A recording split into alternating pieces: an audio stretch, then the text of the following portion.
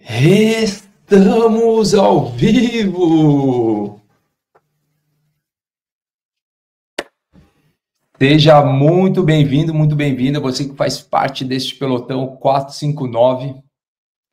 Tamo junto até depois do fim, coloca aí TMJ-ADF. Tamo junto até depois do fim e bora tocar o terror na terra. Quinta-feira, 12 de junho, é uma ótima oportunidade. Você sabia que hoje é o melhor dia? Não tem outro dia como essa quinta-feira, 12 de junho, para fazer o que precisa ser feito.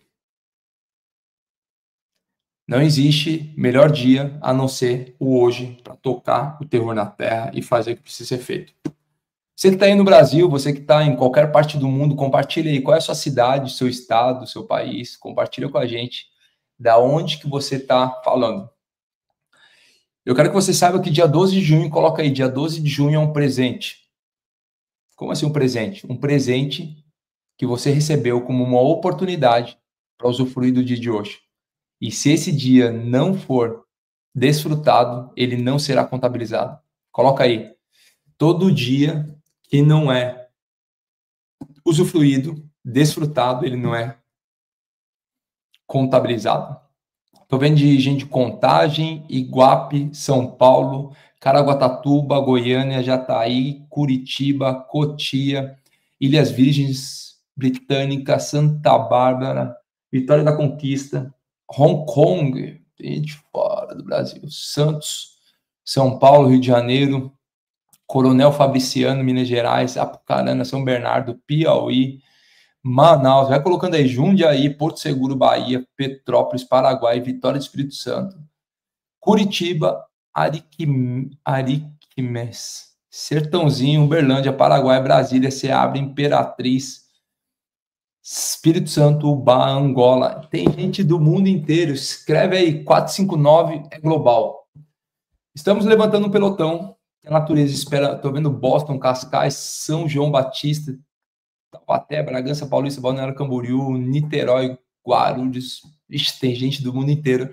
Você que está assistindo ao vivo, seja muito bem-vindo. Você, por qualquer motivo que está assistindo gravado, pula uns minutinhos para frente, que eu só estou recebendo a galera do pelotão que acorda no primeiro momento para tocar o terror na terra e colocar pressão no sol.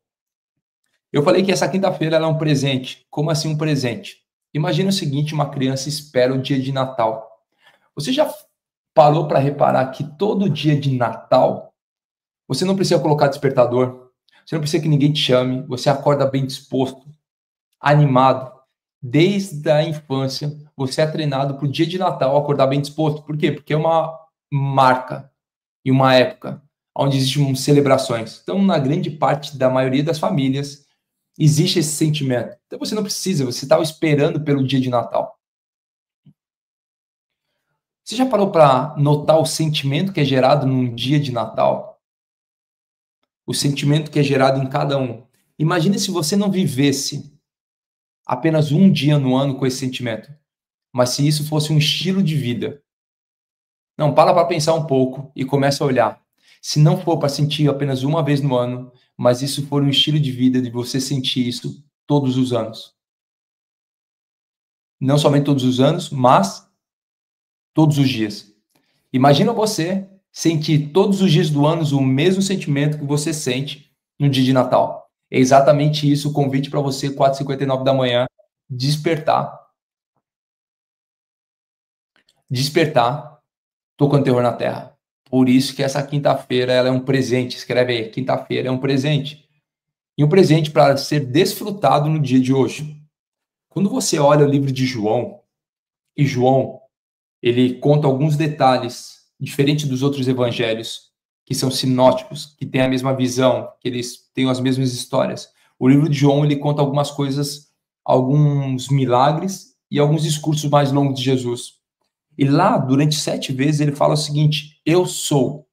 E tem um muito interessante que num texto ele fala o seguinte, eu sou o pão da vida. Eu sou o pão que alimenta. No Novo Testamento ele fala sobre o pão que alimenta. Você sabe que o Antigo Testamento ele é sombra do Novo Testamento. E no Antigo Testamento, quando você olha lá o povo saindo do Egito, rumo à terra prometida, durante o deserto, eles recebem o quê? Um maná diário. E eles têm uma direção de Deus, que o maná diário era para ser comido naquele dia. Não era para ser guardado, não era para armazenar, era para comer aquele dia, porque o maná era para o dia. O presente, a recompensa, o pão diário era aquele dia. Quando você olha para o Novo Testamento, que tem como sombra o Velho Testamento, você vê. E quando Jesus fala, eu sou o pão da vida, ele está te oferecendo o maná diário. O que é esse maná diário? É todos os dias eu entender que eu tenho uma nova oportunidade. Hoje você vai ver que o tema de hoje é sobre medo e sobre a sua mente. E a gente vai falar bastante sobre isso daí. Então entenda o seguinte, que o presente, assim como no dia de Natal, é para ser usufruído no hoje. Então escreve, hoje é o melhor dia da minha vida. Hoje é o dia que eu acordei. Uma certa vez eu estava imaginando, muito jovem, eu tive um discernimento que a vida é como esse carregador. Alguns acham que acordaram porque era uma obrigação acordar. Esse grande problema da gente achar que a vida é obrigada a nos dar alguma coisa. Que a vida é obrigada a nos dar o dom da vida. Que é por obrigação e é natural a gente acordar. É natural, mas é através de uma misericórdia. Entenda o seguinte, a nossa vida não é como chegar no final da noite, você colocar um carregador na tomada, plugar o seu celular, e ele carrega durante a noite. E de manhã você tira ele e volta a funcionar. Alguns encaram a vida exatamente isso. Deitam, plugam um carregador e falam o seguinte, amanhã eu vou ter que acordar. Não, o fato de acordar é uma misericórdia de Deus. E eu te explico isso. Das 30 trilhões de células que existem no nosso corpo, 30 trilhões de células vibrando numa alta frequência, pulmão funcionando, coração funcionando, rim funcionando, intestino funcionando, tudo. Sangue bombando de um lado para o outro, água fluindo, líquido, conexões neurais, tudo funcionando. São 30 trilhões de células nesse exato momento saudáveis e funcionando. Se tivesse uma, presta atenção, para você entender por que deve saltar da cama nesse horário, nesse exato momento que eu estou te falando. Se tivesse uma, e se essa célula parasse de vibrar e fosse uma célula importante, talvez você não teria nem a oportunidade de levantar hoje. Nesse exato momento, algumas pessoas não estão tendo a oportunidade de levantar. Então, levantar é um milagre. Levantar é um presente.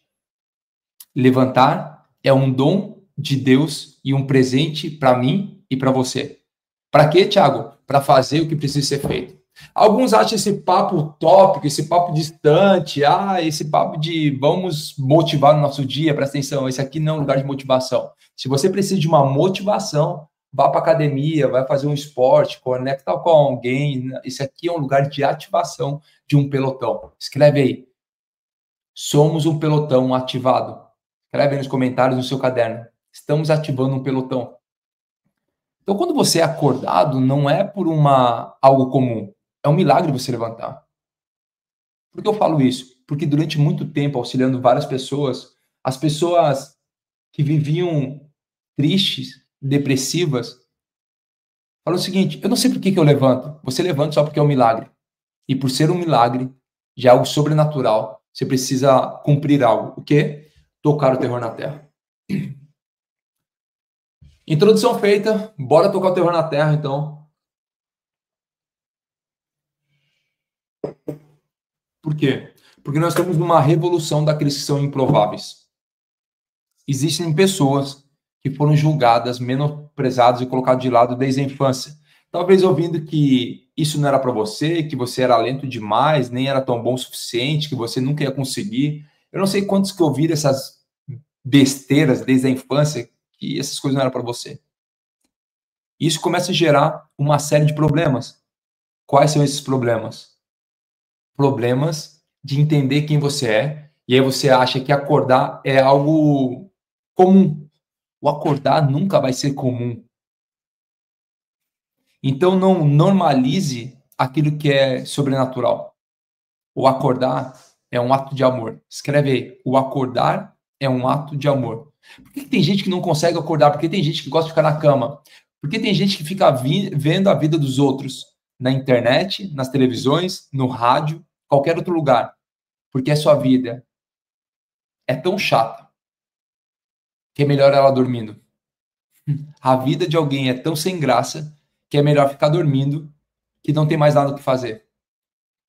E é por isso que a gente tem um despertador, que é chamado despertador do propósito. É quando a gente acorda e fala o seguinte: eu preciso tocar o terror na terra. Tem dia que eu falo o seguinte: vou dormir 20 minutos a mais.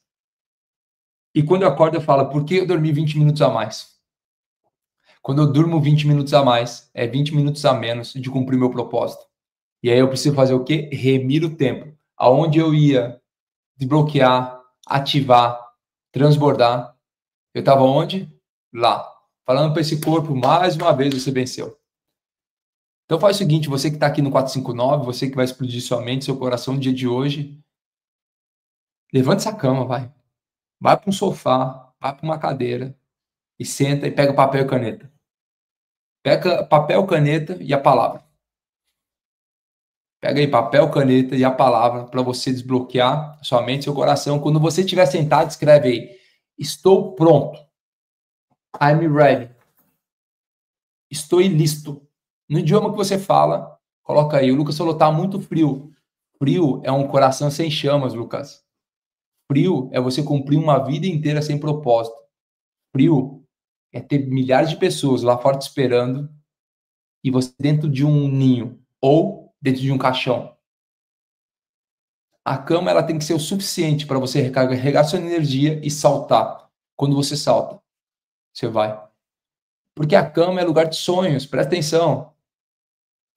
Cama é lugar de sonhos. Cama é lugar de sonhadores. Só sonha quem está dormindo, porque quem está acordado está realizando. O convite para você é: pare de sonhar e comece a realizar. Para de sonhar e começa a realizar. Então escreve: estou pronto.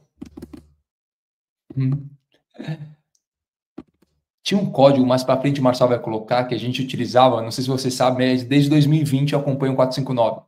2020 eu estava aí desse lado, como você, ouvinte, praticando as tarefas, transbordando, criando os grupos e tudo mais. 2021 passei para o lado de cá, para os bastidores, e 2022 entrei ao vivo junto com o Marçal, conduzindo o 459. E aí tinha um código que a gente falava o seguinte, que a cama ela precisa ser desconfortável, ela não precisa ser um lugar confortável. E é por isso que nós chamamos de caixão, que o caixão ele é desconfortável. Por exemplo, tinha uma tarefa de dormir sem travesseiro. Porque o seu corpo ele quer deitar ali como se fosse um leito, e aí você vai ficar ali horas e horas e horas. Não, é só o tempo de você plugar, conectar, recarregar as energias e saltar. A cama precisa ser desconfortável para que a sua missão seja confortável. Então, cada minuto que você dura mais na cama é menos tempo de vida. Então, ó, toque, toque, toque. Tem gente batendo na porta do seu caixão, falando o seguinte: levanta! Levanta que o primeiro que acorda na casa salva toda a sua família. Primeiro que acorda salva toda a sua família. Bora lá, então, explodir mentes e corações no dia de hoje e falar sobre medo versus mente. Quem aqui está pela primeira vez? Primeira temporada, coloca aí, primeira vez. Quem está na segunda vez, coloca aí, segunda vez. Quem já é das antigas, coloca aí, dinossauro. Dinossauro é a galera das antigas. Ó, eu gosto é assim, ó. A Nazária, mas levantei. Tá ruim, mas levantei. Ó, o Alexandre, tô pronto. Ó, a Vânia primeira, Luiz, dinossauro, Débora primeira vez, dinossauro, primeira vez, JP Games primeira vez.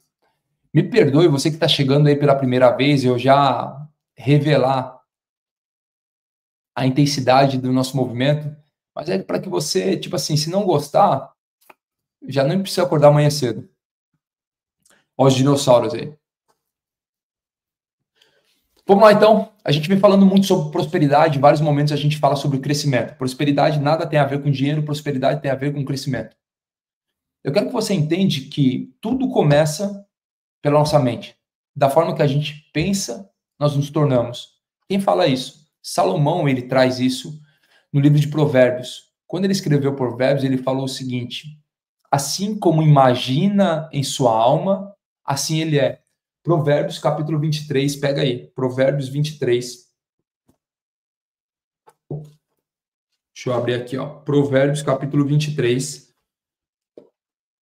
versículo 7. Coloca aí. 23, 7 diz o seguinte: pois ele só pensa.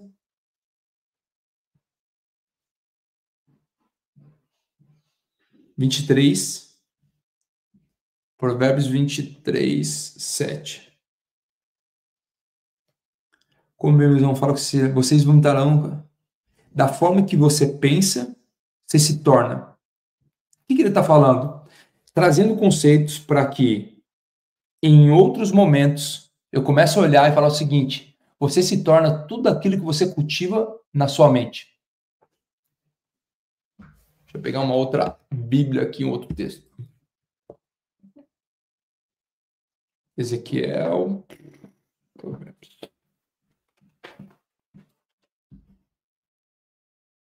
Aqui, ó. 23, 7 diz o seguinte: porque como ele pensa em seu coração, assim ele é. Come e bebe, te diz ele, mas o seu coração não está contigo. Ele começa a falar o seguinte, que em vários momentos, nós somos chamados para realizar aquilo que nós pensamos.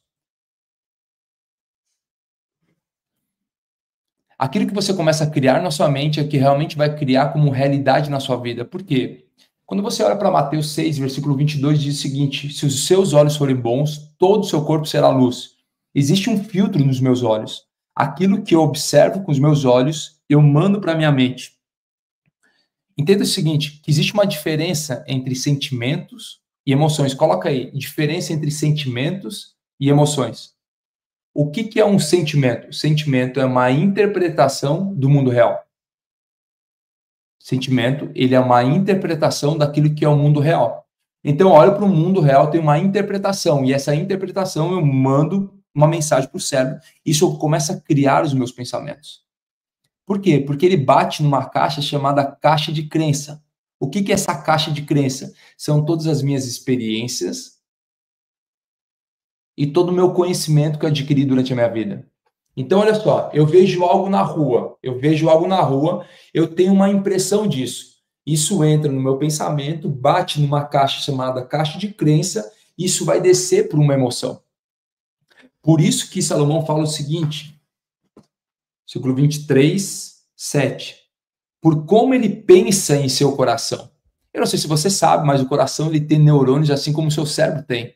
E quando fala sobre pensar no coração, é sobre um sentimento que passou numa caixa de crença e virou uma emoção.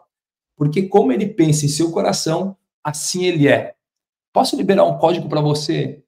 Às 5h19 da manhã no Brasil, deixa eu liberar um código para você. Os seus comportamentos são manifestações da sua emoção. Tem até um texto que a boca fala que o coração está cheio, as suas mãos agem daquilo que está cheio do seu coração. Presta atenção no que eu estou te falando aqui. A sua boca sempre vai falar daquilo que o seu coração está cheio, porque nós estamos falando sobre um comportamento. O que é um comportamento? Escreve aí, comportamento é a materialização de uma emoção, e eu te provo. Você já viu alguém abraçar outra pessoa se ele estava triste, amargurado, ressentido, com dor? Se ele está com dor, ele não vai querer abraçar, não vai querer sorrir, não vai declarar boas palavras, porque ele está chateado, triste, amargurado, com raiva.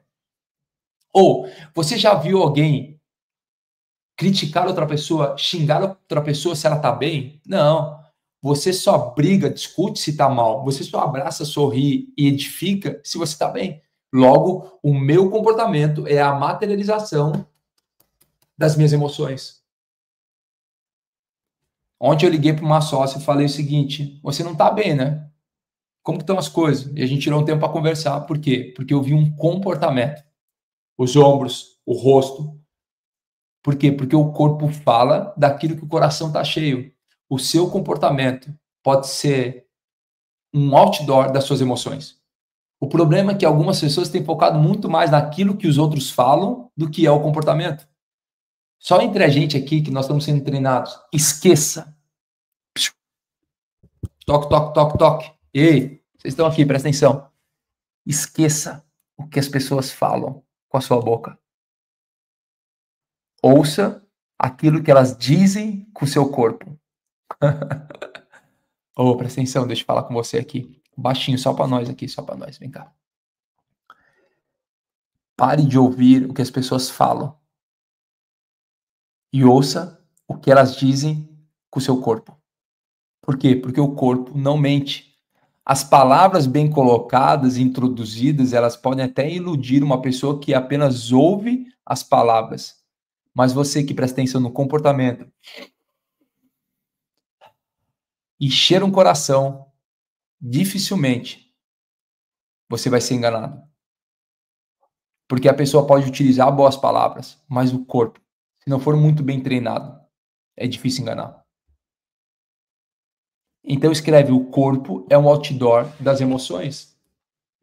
Ah, eu tô bem, a pessoa tá assim, ó. Eu tô bem. Não tá bem. O corpo ele tá falando. Por quê? Salomão falava, da forma que eu penso, eu me torno. Da forma que eu penso no meu coração, é a forma que eu torno. Então, um grande convite para você no dia de hoje é parar de ouvir aquilo que as pessoas dizem, mas começar a prestar atenção naquilo que o corpo fala, porque o corpo é um outdoor das emoções. Um rosto, ele é o outdoor das emoções.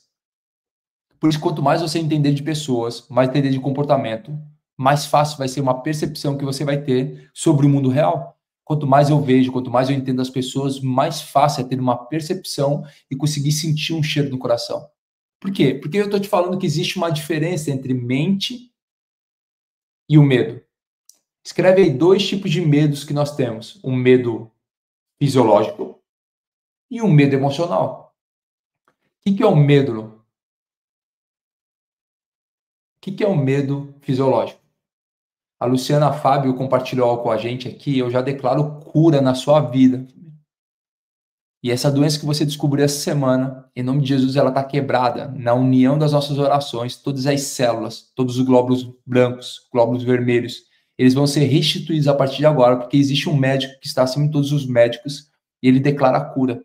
Eu te falar que esses dias eu vi essa cura dentro da minha casa com meu próprio pai, então nós já declaramos cura na sua vida. Em nome de Jesus, se você crê que pode ser curada, você vai receber, no tempo de Deus, e se for a vontade dele, um novo diagnóstico. Então já fica com essa palavra profética na sua vida, que você não acordou à toa para passear. Você acordou para receber uma palavra, e eis uma palavra para você. Então, voltando ao que a gente estava falando, eu vi um comentário, Luciana. Nós temos 2 tipos de medo, um medo fisiológico e um medo emocional. Qual que é o medo fisiológico? O medo natural. O medo que preserva a sua vida. Por exemplo, alguém chega no alto de uma montanha, no alto de um prédio, olha lá para baixo e sente um medo fisiológico. É o medo da sobrevivência. Ele fala, não posso ir lá porque eu posso morrer, não posso pular daqui, eu posso morrer. Alguém que não vai entrar na jaula de um leão, de um gorila, alguma coisa, é um medo fisiológico, é o medo da sobrevivência. Só que existe outro medo, que é o medo emocional. O que é o medo emocional? Escreve aí, medo emocional é falta de fé. Como assim? Você que diz que tem medo, na verdade, é só falta de fé. Porque o medo emocional é sobre uma mentalidade. Por exemplo, algumas pessoas falam, eu tenho medo de montanha-russa. Quando você olha os fatores e começa a olhar e falar o seguinte, a quantidade de manutenção que existe lá, a quantidade de pessoas que frequentam, os acidentes que não existem, as mortes que não existem, tipo assim, é só falta de informação. A pessoa fala, eu tenho medo de voar. Pode perguntar para ela, ela nunca voou? Porque se ela perguntar para quem voa, ela fala, é normal, é natural, não sei, é só isso. Então, é falta de conhecimento. O medo emocional, ele é falta de conhecimento. E logo a falta de conhecimento é a falta de fé, porque fé é certeza daquilo que nós não enxergamos, ou fé é aquilo que nós imaginamos. Coloca aí, fé é sobre imaginação. Quando eu consigo imaginar, ou quando eu não consigo imaginar, eu preciso ter medo. O que é o medo? É o medo emocional. E todo medo emocional trava as pessoas de cumprir o seu propósito.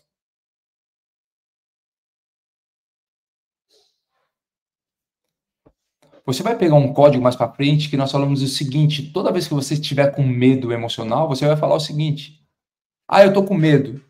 Eu sempre chego pro meu filho fala, eu tô com medo de tal coisa. Eu falo, não, filho, é o medo que tem medo da gente. Eu tô com medo de saltar de paraquedas. Então você vai subir no avião, vai falar pro medo, cola aí atrás, nós vamos juntos saltar. Ele fala, não salta, você tá ficando louco, para com isso, não sei o quê, você vai morrer, tal. Começa a juntar um monte de variáveis e você sabe que aquilo ali é seguro, porque existe baixíssimo nível de acidentes. E aí você fala o seguinte, bora pular junto. Se você você vai pular junto. Então, quando você não vive de condição, mas você vive de uma decisão, é o medo que tem medo de você. Por quê? Porque o meu cérebro, que está somente para me preservar, quando ele fala o seguinte, temos medo, é para te paralisar de algo. E aí, quando ele fala temos medo, é nessa hora que eu falo, aperta o cinto que você vai junto comigo. Por quê? Porque eu treinei o meu medo ter medo de mim. Então, o meu medo que tem medo de mim. Quando eu começo a viver de decisões. E você precisa entender o seguinte, que aquilo que eu mais temia me sobrevém. O medo é sobre uma frequência. Você tem uma frequência de fé, você tem uma frequência de medo, são frequências diferentes. Eu tenho uma frequência de esperança e eu tenho uma frequência de paralisia. Então, quando eu olho para frente, eu olho para a fé, eu começo a ver esperança. Quando eu olho para o medo, eu olho para a paralisia, eu olho para aquilo que eu ainda não consigo viver. Então, existe uma frequência diferente. Eu preciso fazer o quê? Mudar isso. Ou senão eu começo a atrair aquilo que eu tenho medo. Por exemplo, você precisa ter medo de ser bilionário. Você precisa ter medo de ter a sua garagem cheia de carros. Você precisa ter medo de ter um avião, de ter uma conta bancária recheada, ter medo de fazer viagem todos os meses internacionais. Esse é o medo que você tem. Por quê? Porque começa a atrair isso. Não o medo de voar de avião, de saltar de paraquedas, o medo... Não, presta atenção. O medo de ter empresa com muitos colaboradores. Flávio, esse é o meu medo. Meu medo é encontrar 1 bilhão na minha conta. Não, meu medo, Flávio, é atrair isso para mim. Então vamos lá entender o seguinte: ser anti-medo é você praticar uma fé que te possibilita de avançar e ir para frente. Como que eu faço isso? Eu começo a ter algo chamado anti-medo. É um antídoto para o medo. O que é um antídoto para o medo? É começar a criar uma imaginação. Lembra que tudo aquilo que eu vejo, ele entra na minha cabeça? Tudo aquilo que você lê, tudo aquilo que você estuda, você adiciona como repertório. E ele começa a passar por uma caixa de crenças e começa a descer para o coração. Quando você começa a descer para o coração, você começa a ter esses comportamentos. Quando você olha para 1 João, olha só o que está escrito em 1 João. Pega aí 1 João, 1 João, capítulo 4, 18. Diz o seguinte: no amor não há medo. Ao contrário, o perfeito amor expulsa o medo, porque o medo supõe castigo. Aquele que tem medo não está aperfeiçoado no amor. Talvez você não saiba o que isso significa, e eu vou trazer um novo texto para você entender isso. No amor não há medo. Então, aquele que vive no medo, ele não vive no amor. E eu vou te mostrar o que é amor. Calma aí, aguenta aí. A gente está juntos, crescendo e criando um entendimento. No amor não há medo. Ao contrário, o perfeito amor expulsa o medo. Porque o medo supõe castigo. Aquele que tem medo não está aperfeiçoado no amor. Tiago, então o que é o amor? Escreve aí, o amor é liberdade. O amor não somente é uma liberdade, mas o amor está relacionado à maturidade. Escreve aí, amor é maturidade. Como assim amor é maturidade? Então tem a ver com idade? Maturidade nada tem a ver com idade, maturidade tem a ver com experiências. Você vê garotos de 18 anos mais maduros do que homens de 40. Por quê? Porque tem mais experiência. Amor é maturidade. Como que eu sei disso? Uma vez um homem que tinha uma conduta contrária aos cristãos, chamado Paulo. Paulo perseguia os cristãos. De repente ele teve uma experiência única de amor e de liberdade. Ele se libertou do velho homem e começou a ter uma nova conduta. Presta atenção no que eu estou te falando aqui. Paulo, o nome dele. O apóstolo Paulo, ele teve uma nova conduta. E quando ele chega para uma igreja de Corinto, onde ele estava ensinando, depois de muito tempo, crescendo em maturidade e experiência, ele chegou para a igreja de Corinto, que era uma igreja que crescia muito. E ele começou a ensinar o que é o verdadeiro amor. Porque, eu não sei você, mas eu na escola nunca tive um tema sobre o amor. O que é o amor? Às vezes você acha que amor é falar eu te amo, amor é comprar flores, amor é estar presente. Não, amor não é isso. Quando ele chega para a igreja de Corinto, ele começa a explicar para eles o que é o verdadeiro amor. As pessoas não sabiam e era por isso que eles tinham um péssimo relacionamento. Amor não é simplesmente falar eu te amo. Às vezes o problema é você falar, no meu casamento tá falta de amor. Não, o que falta é você entender o conceito de amor.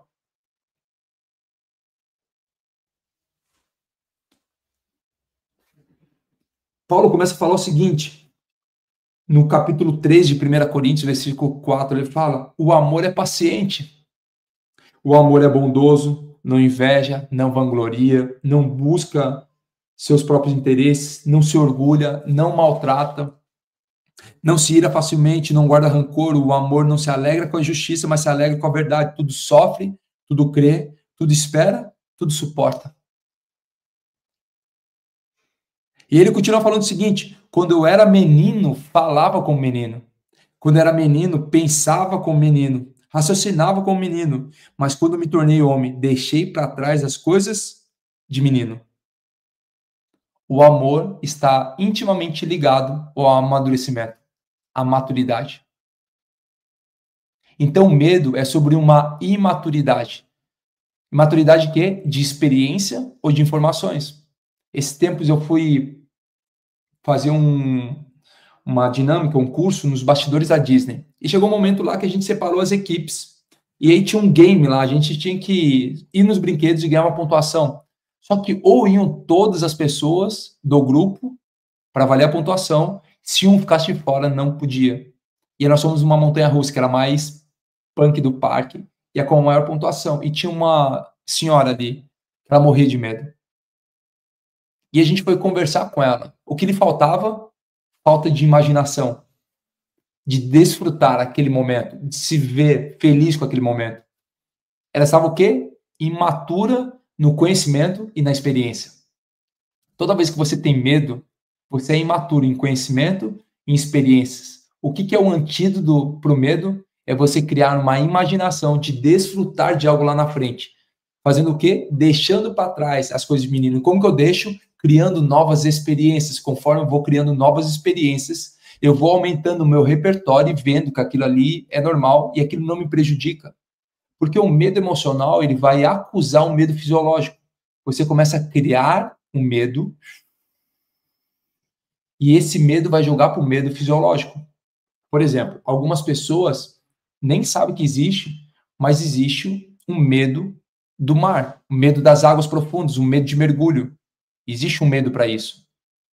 E as pessoas têm medo de entrar na praia ou fazer um mergulho, imaginando que pode ter ali debaixo, naquela escuridão do oceano, bichos, plantas, coisas, e começam a alucinar coisas por causa de uma falta de informação. Quando você se torna mergulhador, você entende que estando no lugar certo, na hora certa, com a meteorologia certa, não existe medo. Então o amor, ele é libertador, junto com a fé. A fé do quê? A fé de criar uma imagem. Então seu medo emocional por falta de informação, por falta de experiências, começa a juntar dentro daquilo que ele acredita, aquilo que ele acredita, uma série de coisas. E quando ele abre uma série de coisas, você começa a olhar e falar o seguinte, eu preciso de mais informação. Qual que é o grande convite para você no dia de hoje?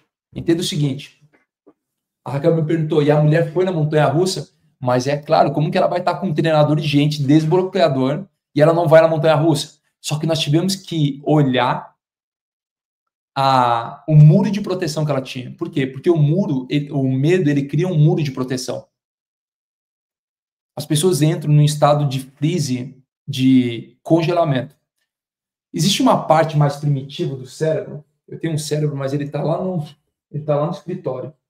Ele tem um cérebro tem uma parte mais primitiva e a ideia não é explicar detalhado aqui. Mas existe uma parte mais primitiva no cérebro, se você olhar os dois hemisférios, direito e esquerdo, e você abrir ele, lá no meio tem uma parte mais primitiva que é uma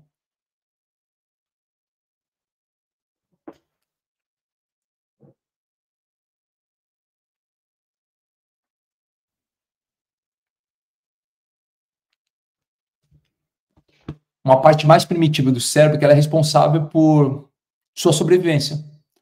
Ou ela reage de uma forma atacando, ou ela reage de uma forma paralisando, ou ela age de uma forma fugindo, que é o cérebro reptiliano. Então, algumas pessoas ficam paralisadas. O que é essa paralisia? É um muro que o medo criou. Então, quando você fala de alguém, eu tenho medo de montanha-russa, ela criou um muro. E durante muito tempo tentaram quebrar esse muro para entrar à força. O problema é que os muros não podem ser invadidos à força. Os muros do medo não são invadidos pela força. Todo medo, toda muralha de medo, você precisa entrar pela porta. Existem várias portas e você precisa ter a chave certa para cada uma dessas portas. Então ela estava ali sem informação e sem experiência. E a gente começou a conversar e encontrar qual era a porta que ela tinha. E a única porta que deu a entrada foi a porta de falta de informação. Ela falou, eu nunca fui, não sei como que é, só vejo as pessoas gritando. Eu falei, você nunca ouviu sobre um acidente, você nunca ouviu sobre alguém que passou mal, você nunca ouviu, então não era experiência, era falta de informação. Então a gente vai pela muralha, caçando a porta certa para encontrar a entrada. Por quê? Porque todas as vezes que tentava amarrar ela numa montanha-russa, ela criava, onde tinha sido quebrado aquele muro, ela criava um outro muro por cima. Então, tinha alguns momentos desse muro de medo que já tinha largura muito extensa de muro.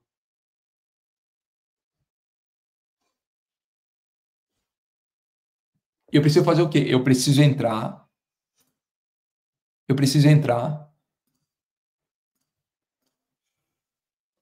pela porta do medo. Então, vamos entender o seguinte. Quais são os medos? Existem 7 medos que você precisa trabalhar. Anota aí. Os 7 medos que geram prisões na sua mente. E elas têm capacidade de escravizar as pessoas. Pessoas, quando estão escravizadas por esses sintomas, elas começam a ficar doentes, mentais e fisicamente. Acaba eliminando a alegria, elimina a energia, elimina a força de vontade. E quando isso acontece, as pessoas são jogadas de um lado, esquecidas, irrelevantes. Sabe algo que tem poder de contaminar a mentalidade de alguém? A primeira coisa que eu quero te falar, e a primeira prisão da mente, e gera 70% dos divórcios, é algo chamado dívidas. As dívidas, elas têm um poder de contaminar a mentalidade de alguém. Quando alguém tem dívida e não entende sobre isso, consome tanta energia que pode te impedir de avançar na vida. Gera baixa autoestima, te torna prisioneiro e você sempre vai se sentir negativo em relação à autoimagem. Você precisa entender o quê? Existe uma diferença entre despesas e custos. Quando você começa a entender que existe uma diferença entre despesa e aquilo que é custo, você vai entender sobre retorno de todo investimento. Então, você que estava na dívida, você que não entende sobre a dívida, entende o seguinte: pare de trabalhar para pagar dívidas e comece a trabalhar para assegurar no futuro. Como isso, Thiago? Quer dizer, eu não vou pagar meus credores? Não, você vai ligar para cada um deles e vai criar uma forma de pagamento. Vai renegociar as dívidas. Por quê? Porque isso vai te dar leveza mental para prosperar. Isso vai começar a trazer tranquilidade. Isso vai começar a trazer uma nova energia. Quando eu começo a fazer isso, a negociar com todos aqueles que você está devendo, isso vai trazer maior credibilidade. E quando traz credibilidade, você tem mais leveza. Você devia X para uma pessoa, fala para a pessoa, eu quero muito te pagar. Só que para te pagar, eu preciso trabalhar. Imagina você trabalha tudo, vai lá e paga. Você fica sem recurso ou sem sementes. É como se você recebesse um monte de semente e depositasse em apenas algum lugar que não vai ser germinada. O que eu preciso? Chegar em cada um e falar o seguinte: quebrar o ego, arrogância, soberba, chegar na pessoa e falar o seguinte: eu sei que eu te devo, eu quero pagar, só que eu não consigo pagar tudo. Eu posso te pagar em X vezes? Posso te pagar de tal forma? Por quê? Porque assim eu vou começar a receber sementes e eu vou determinar uma semente para lá. Se tiver mais do que um credor, você vai colocando várias sementes, mas tendo sempre sementes para multiplicar, crescer. Porque se você pega todas as sementes e deposita num lugar onde não vai germinar, você acabou com as suas sementes. Eu preciso fazer o quê? Fazer essa separação. Então, a primeira prisão da mente é exatamente sobre as dívidas. O que é outra coisa das 7 prisões que as pessoas se aprisionam? Coloca aí. A culpa. E a culpa é mais do que uma emoção. A culpa é um completo paradigma que inclui emoções diversas como frustração e vergonha. E ela gera o quê? Uma vitimização. Quem se sente culpado se sente frustrado, envergonhado e sempre se coloca como vítima. Ontem nós falamos sobre isso, sobre a vitimização. Eu recebi vários depoimentos de vocês sobre vitimização. E eu não sei para você, mas para mim foi dura demais a aula de ontem. Não confunda culpa com responsabilidade. O que é responsabilidade? A responsabilidade é uma ação positiva feita no momento presente para ter o futuro que se quer. Por exemplo, eu assumo isso e vou fazer aquilo. A culpa não. A culpa é uma falta de ação ou uma inação negativa, focada onde no passado. Ah, eu estou envergonhado. Ah, eu estou derrotado. Se você olha numa primeira fase, essa negatividade, depois dessa fase vem o quê? Uma vitimização. Ah, eu não tenho sorte nenhuma. Tudo acontece comigo. Sou sempre a mesma coisa. Aquela síndrome de Gabriela, eu vou te mostrar agora para você se livrar da culpa. Porque culpa é um sentimento, uma emoção demoníaca. Após o pecado, Adão e Eva foram retirados do Éden. E eles começaram a viver pelo suor do seu trabalho. Daniel Goleman, que é o pai da inteligência emocional, ele fala sobre um estudo lá sobre a pirâmide do indivíduo. Sobre o ser, sobre o ter, o fazer e sobre o ter. Ele fala que nós devemos viver baseado em quem eu sou. E acontecia exatamente isso lá no Éden. Eu preciso que você entenda, que você vai entender que as vítimas não prosperam. Vítima está sempre enchendo o saco. Vítima está sempre incomodando os outros. Vítima está sempre olhando para trás. Vítima sempre está olhando para aquilo que já passou. A culpa, ela é uma ação demoníaca, por quê? Porque o homem estava no Éden e eles sabiam que viviam o seu eu baseado naquilo, como imagem e semelhança. Então eles viviam exatamente ali como imagem e semelhança, coordenando e fazendo o que precisava ser feito. Ponto. Era esse o posicionamento deles. Pós-pecado, eles são retirados. Aí o texto começa a falar o seguinte, que eles começam a viver com o suor do seu trabalho. Quer dizer, eles começam a viver baseado no seu trabalho, não mais na sua identidade. Eles começam a sobreviver, viver suas vidas com o fruto do seu trabalho, com o suor do seu rosto e a força do seu braço.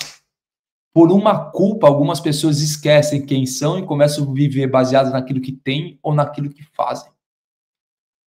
Por isso que quando ninguém te pergunta quem você é, ah, eu sou o doutor, eu sou engenheiro, você não é isso, isso é uma fase, isso é aquilo que você faz. Quem você é imagem e semelhança. Eu acho tão engraçado aqui em Portugal, muito engraçado aqui em Portugal, que as pessoas, eu vou dar entrevista e as pessoas perguntam, quem você é? O que eu posso colocar aqui quem você é? Eu falei, coloca aí, mais semelhança de Deus. Não, sabe como que é? Não posso colocar isso aqui, é para televisão, é para podcast, é para o jornal. Não, coloca aí, o que você é? Você é coach, você é pastor, você é empresário, você é escritor. Eu falei, tudo isso daí são coisas que eu faço. Pode colocar, sua imagem e semelhança. Não, isso daí não posso, tem que colocar um a fazer seu. Então não é aquilo que eu sou, é aquilo que eu faço. Então coloca aí o que eu faço. Sou um semeador que sai para semear. O português ainda não entende, e aí eu vou comprando apartamentos na cabeça das pessoas.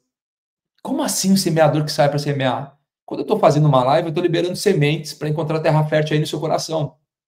E não é culpa minha se vai germinar ou não, o problema é seu. Eu sei que a semente está sendo liberada, é uma semente boa. Se ela não encontrou terra fértil aí, o problema não é meu, o problema é seu. E se ela encontrou terra fértil e não germinou, é porque não foi cuidada dessa semente. Então, quando eu lanço um livro, cadê meu livro? Tem um livro. Tá. Quando eu lanço um livro, é uma semente. Quando eu faço uma live, é uma semente. Quando eu dou um curso, é uma semente. Quando eu faço uma reunião, é uma semente. Então, eu saio para semear todos os dias. E as pessoas ficam brabíssimas comigo. Então, a culpa é um sentimento ou uma emoção demoníaca que faz o quê? Você sair da sua identidade, esquecendo quem você é, para ocupar aquilo que você faz ou aquilo que você tem. Tiago, como que eu me livro da culpa? Me perdoe falar com você dessa forma. O primeiro passo para você se livrar da culpa é assumir a responsabilidade. Se a gente fosse olhar lá para o Éden, Adão e Eva assumiram a responsabilidade, pequei. Segundo passo, pedir perdão. Eu pequei, eu reconheço, sou responsável pelos meus atos, peço perdão, corrijo, encontro um plano.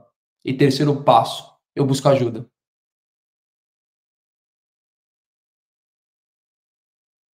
Eu vou começar a rever minhas crenças, as minhas atitudes, os meus pensamentos e vou pedir ajuda. Então são os 3 passos para fugir da culpa. Eu assumo a responsabilidade, eu peço perdão e eu peço ajuda. Se você olhar para o filho pródigo, a história do filho pródigo é exatamente isso. Para você que não conhece da história, um certo homem, senhor, tinha 2 filhos. Aí o filho mais novo chega no momento e fala o seguinte: pai, me dá o dinheiro da herança e eu vou embora. Na cultura, hebraica,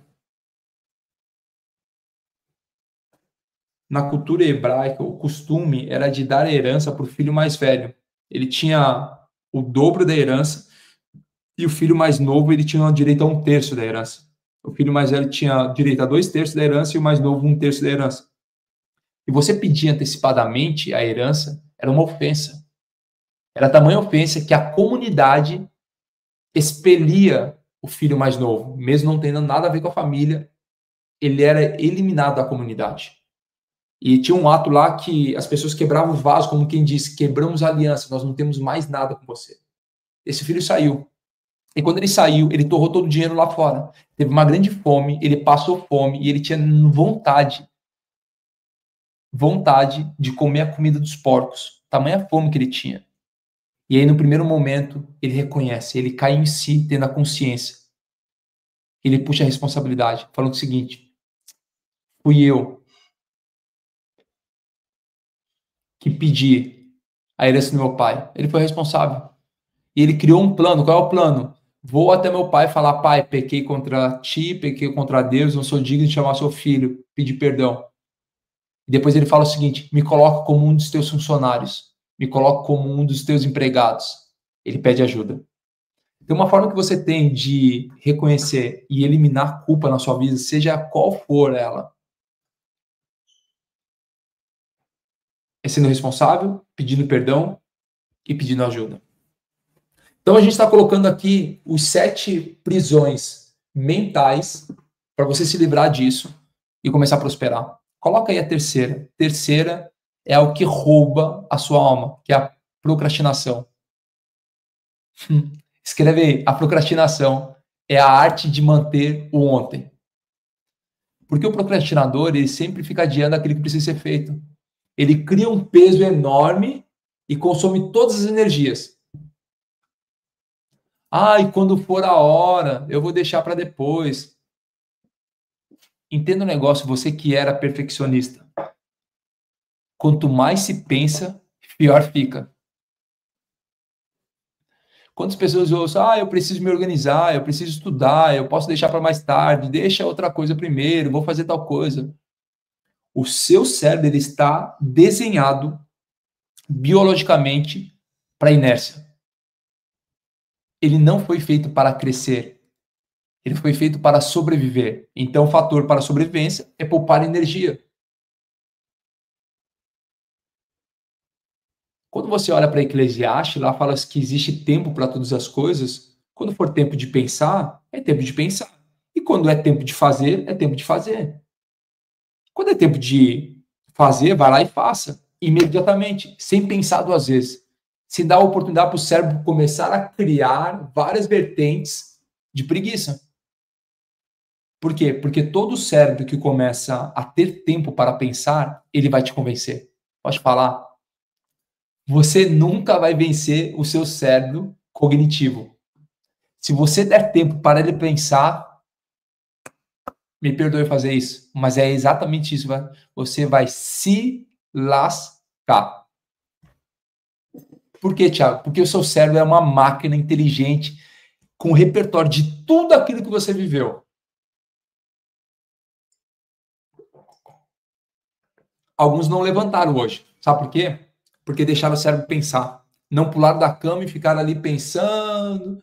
Será que eu levanto? Será que eu não levanto? Aí o cérebro falou, não, você trabalhou até tarde ontem, é só hoje, você já sabe, pode assistir o gravado, e ele começa a trazer argumentos e argumentos e argumentos, e você fala, não é que você tem razão, obrigado por me amar, me acolher, e eu vou dormir mais um pouco. E aí você perdeu momentos da sua vida onde poderia ter explodido sua mente, seu coração e mudado a rota da sua vida. Porque você ouviu mais uma historinha desse cérebro preguiçoso e procrastinador. Ai, tá frio aqui. Nossa, você é tão trabalhador. Levanta da cama. Agora eu lembrei. Eu acho que era Ana Maria Braga, quando era pequeno, eu ouvia alguma coisa. Eu chegava no restaurante dos meus pais, servia café da manhã e tudo, e eu via as cozinheiras falando. Eu acho que era Ana Maria Braga, ela falava: levanta da cama, menina. Não tinha negócio assim? Quem lembra dessa? Levanta da cama, menino. Para de dar tempo para o seu cérebro pensar. Toda vez que você der a oportunidade para ele pensar, você vai se lascar. Anota aí uma quarta prisão da sua mente, inveja. Então a gente falou sobre dívidas, falamos sobre culpa, falei agora sobre procrastinação e eu vou te falar agora sobre inveja. Entenda que existe uma inveja boa e uma inveja ruim. O que é inveja ruim? A inveja ruim é uma comparação. Quando alguém tem, ou alguém faz algo que você gostaria de ter. E aí você sempre fica com aquela sensação, quando eu digo você, eu estou falando de mim primeiro, tá? Você tem a sensação de, eu aqui deveria estar ali. A inveja ruim, ela parte de um princípio errado. Qual é o princípio errado? O de que somos todos diferentes e agimos de forma independente do mundo. Não tem a inveja ruim. Tem uma inveja boa. Qual é a inveja boa? Aquela que te impulsiona para melhorar, crescer e ser alguém melhor. Então começa a eliminar a inveja ruim, começa a seguir uma inveja boa, aquela que vai te impulsionar. Por exemplo, quando você vê alguém com um bom carro, você olha para aquele carro, ao invés de invejar, falar, só o carro. Fala assim, eu não aceito menos que isso. Eu não aceito menos do que isso para minha vida. Eu quero te dar mais 3. Anota aí. Rancor. O que é rancor? Rancor é uma automutilação. O rancor, ele pode facilmente dominar a sua vida. Sabe por quê? Porque ele traz uma quantidade extrema de adrenalina. E você vai viciar nela facilmente. Porque o rancor, ele começa a colocar como se fosse escamas nos seus olhos e você já não consegue mais enxergar a vida como ela foi projetada para você. Viciado em adrenalina. Todas as horas, remoendo sentimento. Entenda o seguinte, que se existe alguma coisa que gerou rancor em você, esse rancor é um problema seu e só você pode resolver verdadeiramente isso.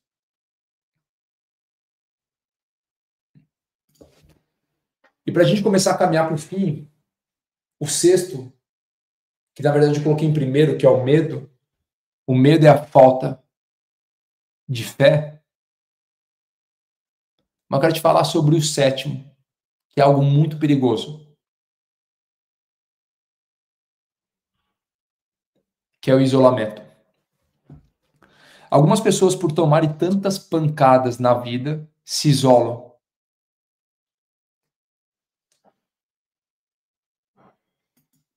A Jocelyn falou, estou na cama ainda. Se levar o tempo que você está levando para levantar da cama, se for o mesmo tempo que você levar, Jocelynda, para prosperar, depois de tanta bomba nuclear que você tomou agora, não sei o que vai te fazer prosperar. Eu não sei você, mas eu, depois de tanta bomba nuclear que nós tomamos aqui, eu já teria desligado essa live, teria ido mordido aqui de parede, teria feito já um monte de coisa, depois de tudo aquilo que a gente falou. Levanta da cama, menina! Tá aqui, alguém pegou a fala da Ana Maria. Era a Ana Maria mesmo, né? Aqui, ó. Deixa eu pegar os comentários. Acorda, menina! Aqui, ó. Acorda, menina! O isolamento. Por que o isolamento? O isolamento, ele te afasta de outras pessoas, criando você uma realidade só sua. Como assim uma realidade só minha, Thiago? Todo homem, quando eu digo homem, eu tô falando sobre a raça humana, todo homem e mulher sozinho é vulnerável. Quando você está sozinho, você é uma presa fácil. Se você olhar para o mundo natural, você vai ver por que não atacam algumas espécies? Porque eles andam em comunidade. Eles estão repletos de outras pessoas. Um vai defendendo o outro. Já quando existe uma presa sozinha, ela é facilmente devorada. Quando você está sozinho, as prisões da sua mente ficam rodando. E quando elas ficam rodando, não tem para onde você ir. Por isso que Jesus fala o seguinte: vão de 2 em 2. Porque se um cair, o outro está disposto para auxiliar.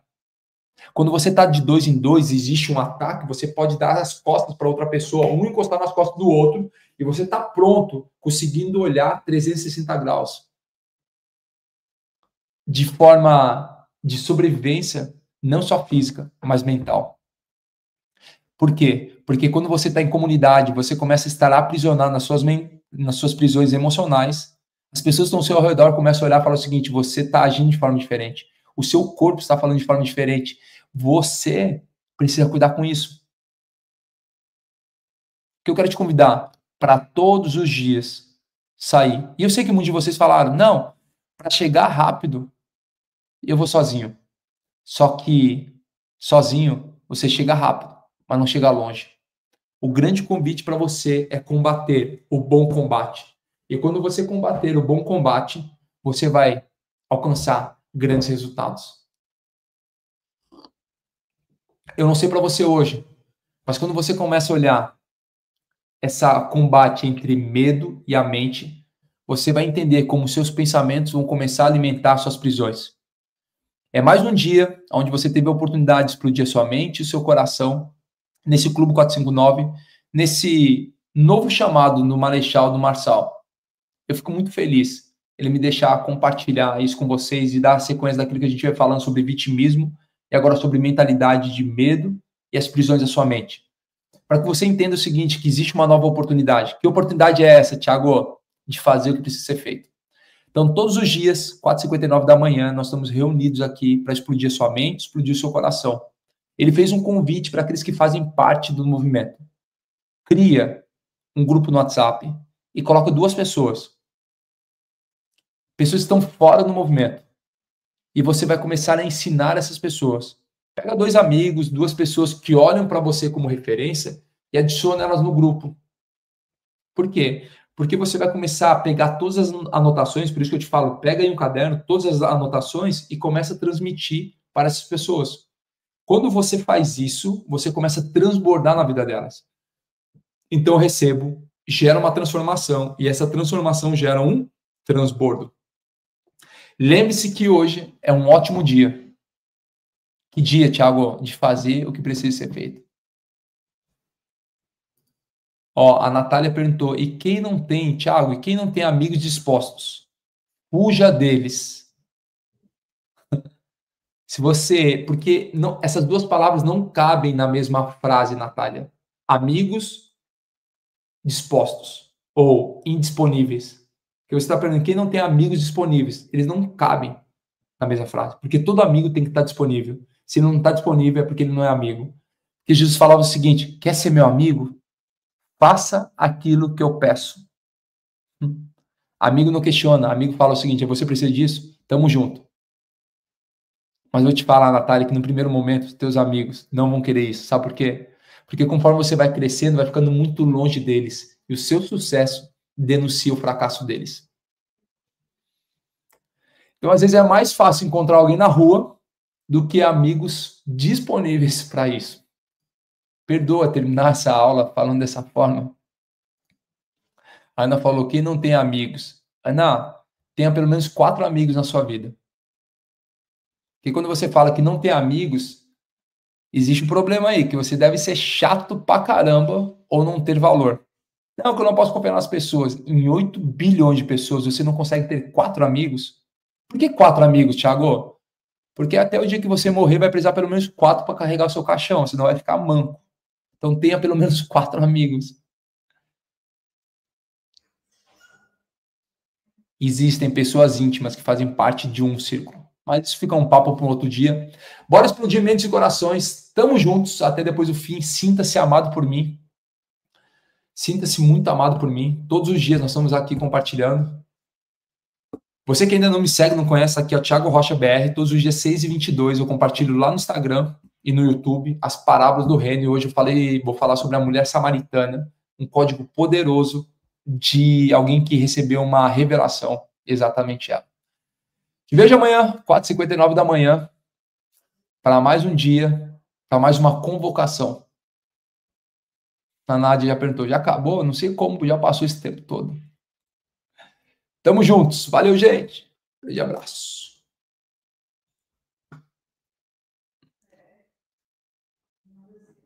Tem um QR Code aí, Jonathan? Do IP? Deixa eu fazer um convite para vocês que estão aqui. Próxima segunda-feira, aqui, ó. Segunda-feira, segunda e terça. Segunda e terça, né? Ou terça e quarta? 15 e 16. Segunda e terça vai acontecer mais uma edição do Método IP, onde você tem a oportunidade de passar 2 dias com o Marçal, explodindo a sua mente e o seu coração em ferramentas técnicas, ferramentas práticas, para você desbloquear medos e uma mentalidade. Tiago, o que é o Método IP? O Método IP é uma formação em inteligência emocional, onde você vai aprender a gestão das suas emoções. Você vai passar 2 dias, já é a turma 156, vamos quase 200 no mundo já. Não acontece só no Brasil, acontece em outros países. E essa no Brasil é a edição 156, onde você vai passar 2 dias clarificando a sua identidade e seu propósito. Você que está aqui todos os dias tem essa oportunidade de estar com ele. Tiago, como que eu faço para acessar? Você vai digitar metodip.com.br. Eu sou suspeito de falar do Método IP. Eu participei de 33 turmas junto com o Marçal e já apliquei 22 turmas na Europa. São 50 e tantas turmas falando exatamente sobre isso. Quando você começa a ter essa oportunidade, eu falaria para você, não desperdice essa oportunidade. Junto com o Método IP, vão ter outras oportunidades. Você quer vir para São Paulo? Se você acessar pablomarcal.com.br, você vai ver uma agenda. Que agenda que é essa? No domingo, por exemplo, vai ter um churrasco de network, onde você tem a oportunidade. Então tá aqui. Quando você digita www.pablomarcal.com.br, tem várias oportunidades de vários eventos. Roda um pouquinho para cima. Tem o Dia dos Mentorados com os conselheiros, tem o evento dos mentorados do Pablo, junto com o Pablo. Então tem várias oportunidades para você ir lá. O Dax perguntou o que é IP. No primeiro momento você fala sobre identidade e propósito, só que lá dentro do Método IP você vai descobrir outra coisa. Que é o segredo só para realmente para quem está lá. Então, se você quer cair para dentro, aponta o teu celular para esse QR Code ou digita metodip.com.br. Tiago, eu não posso participar. Só digita o site e já começa a mentalizar isso. Eu vou sair da tela, vou deixar o QR Code aqui, você já escaneia esse QR Code, entra no site, ou pega o seu computador e digita metodip.com.br. Show? Tamo juntos, até depois do fim, a galera tá pedindo boot, faz o boot aí, daquilo que a gente falou, e amanhã nós nos encontramos 4h59 da manhã. Bom? Com Deus, tamo juntos, valeu!